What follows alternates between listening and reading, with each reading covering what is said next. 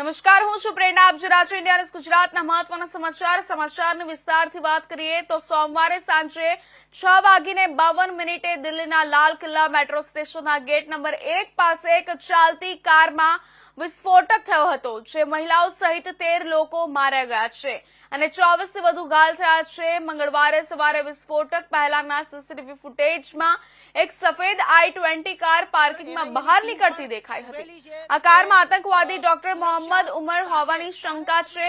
પોલીસનું કહેવું છે કે ઉમર ફરીદાબાદ મોડ્યુલનો ભાગ હોઈ શકે છે. તાજેતરમાં જ જમ્મુ અને કાશ્મીર પોલીસે હરિયાણાના ફરીદાબાદથી લખનઉ સુધી એક ઓપરેશન હાથ ધર્યું હતું અને 2900 કિલો વિસ્ફોટકો શંકાસ્પદ એમોનિયમ નાઇટ્રેટ જપ્ત કર્યા હતા.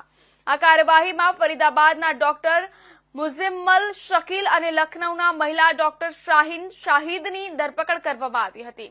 દિલ્હી પોલીસ સ્પેશિયલ સેલના સૂત્રોના જણાવ્યા અનુસાર ડોક્ટર ઉમર લગભગ 2.5 થી 3 કલાક સુધી પાર્કિંગમાં પાર્ક કરેલી i20 કારમાં બેઠો રહ્યો.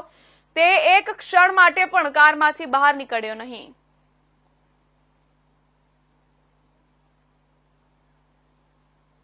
નમસ્કાર દર્શક મિત્રો, અત્યારે હું લાલ કિલ્લા ઉપર જે ઘટના સ્થળ ઉપર જે બોમ્બ બ્લાસ્ટ થયો હતો, બોમ્બ બ્લાસ્ટ તો નથી કહી રહ્યા આપણે, પણ અત્યારે બ્લાસ્ટ જે છે, બ્લાસ્ટનું નામ સામે આવ્યું છે. 6:52 આ જે આ મિનિટ છે, 6:52 છે, તેના ઉપર આ બ્લાસ્ટ થયું હતું અને આ બ્લાસ્ટની અંદર અત્યારે રાજધાની દિલ્હી જે લાલ કિલ્લો છે, તે લાલ કિલ્લાની અંદર જે કોડિંગ કરેલા એરિયા છે, અત્યારે ત્યાં ઊભા છે અને ત્યાં સાથે વિસ્ફોટ થયું હતું. તે અફરાતફરીનો માહોલ જ્યાં મચ્યો હતો તે ખૂબ જ ભયાવહ માહોલ હતો અને અત્યારે હું જે જગ્યા ઉપર ઊભો છું તે જગ્યા ઉપરથી આપને લાઈવ દ્રશ્યો હું બતાવી રહ્યો છું કે મારી પાછળ જે દ્રશ્યો આપને દેખાઈ રહ્યા છે તે દ્રશ્યો છે અત્યારે જે હાલ જ્યાં બ્લાસ્ટ થયો હતો, જે ગાડીની અંદર બ્લાસ્ટ થયો હતો i20 છે, એ i20ની અંદર જે બ્લાસ્ટ થયો હતો ત્યાં અત્યારે બધી જાંચ પડતાલ ચાલી રહી છે અને જાંચ પડતાલની અંદર અત્યારે બધી ટીમો જોડાઈ ગયેલી છે.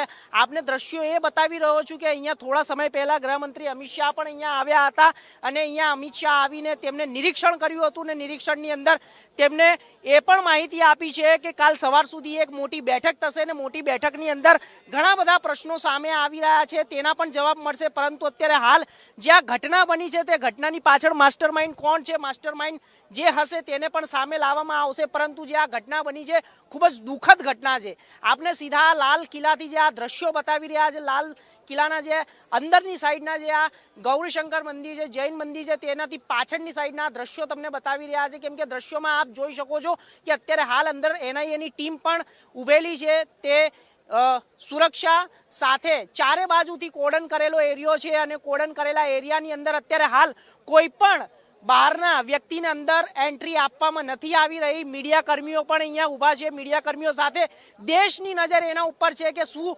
તપાસમાં બહાર આવશે. જે તપાસ ચાલી રહી છે, તપાસની અંદર કોના કનેક્શન છે. કેમ કે થોડાક દિવસ પહેલા ગુજરાત ATSએ પણ 3 આતંકવાદીઓને પકડ્યા હતા. આતંકવાદીઓના નામ પણ સામે આવ્યા હતા અને આતંકવાદીઓ સાથે આજે ફરીદાબાદ એટલે કે દિલ્હીની અંદર જે હરિયાણા સાઈડ છે તે બાજુથી પણ ફરીદાબાદમાંથી જે 2900 કિલોગ્રામ RDX નો જથ્થો પણ મળી આવ્યો હતો. મોટા સમાચાર છે. જ્યારે દેશની રાજધાની દિલ્હીની અંદર આવા પ્રકારની ઘટના થઈ રહી છે તે ખૂબ જ ભયાવહ માહોલ ઊભો થઈ ગયો છે. અત્યારે હાલ તમને જે સમય છે તમને બતાવી દઈએ કે 6:58 ઉપર 6:52 ઉપર આ અહીંયા બ્લાસ્ટ થયો હતો અને આ બ્લાસ્ટની અંદર અત્યારે હાલ જે સમાચાર છે 10 લોકોના મોતના સમાચાર છે અને આંકડા સામે આવે છે. પરંતુ હજુ આંકડા કેટલા વધશે તેનો કોઈ અંદાજો નથી. પરંતુ અત્યારે હાલ પાછળ જે દ્રશ્યો બતાવી રહ્યો છું આપને, ત્યાં તપાસ ચાલી રહી છે. સુરક્ષા ચારે બાજુથી કરી દેવામાં આવી છે. આપ જોઈ શકો છો કે અહીંયા અત્યારે હાલ બધા જ મીડિયા કર્મીઓ છે તેમને જ અંદર આવવા માટેની પરમિશનો આપવામાં આવી રહી છે.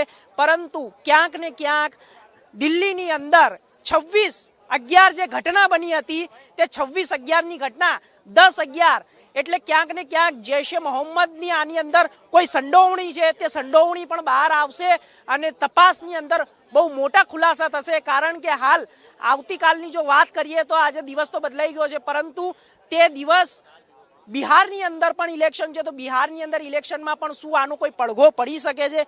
પરંતુ ઇન્ડિયા ન્યૂઝ અત્યારે હાલ એ ઘટના સ્થળ ઉપર લાલ કિલ્લા પાસે જ્યાં જે i20 કાર હતી એ i20 કારની અંદર જે વિસ્ફોટ થયો હતો, લોકોના ચીથડા ઉડી ગયા છે. ચીથડા ઉડતાની સાથે જ જે કારની અંદર બ્લાસ્ટ થયો હતો તે કોઈ મામૂલી બ્લાસ્ટ નહોતો. મામૂલી બ્લાસ્ટ હોત તો આવા પ્રકારનું કોઈ નુકસાન ના થાત. કેમ કે કેન્દ્રીય ગૃહમંત્રી અમિત શાહ પોતે અહીંયા સ્પોટનું નિરીક્ષણ કરવા માટે આવ્યા હતા. પીએમ નરેન્દ્ર મોદીએ પોતે અમિત શાહને વાત કરી હતી અને તેમને સમાચાર આપ્યા હતા કે આની પાછળ કોઈ મોટું કોઈ કાંડ તો નથી જોડાયેલું, તેની પણ તપાસ કરવામાં આવશે. પરંતુ ઇન્ડિયા ન્યૂઝ અત્યારે હાલ આપને અપડેટ આપી રહી છે અને ઇન્ડિયા ન્યૂઝ સાથે તમામ અપડેટો જોતા રહો. માસ્ટરમાઇન્ડ કોણ છે, માસ્ટરમાઇન્ડ જે હશે તેને પણ સામે લાવવામાં આવશે.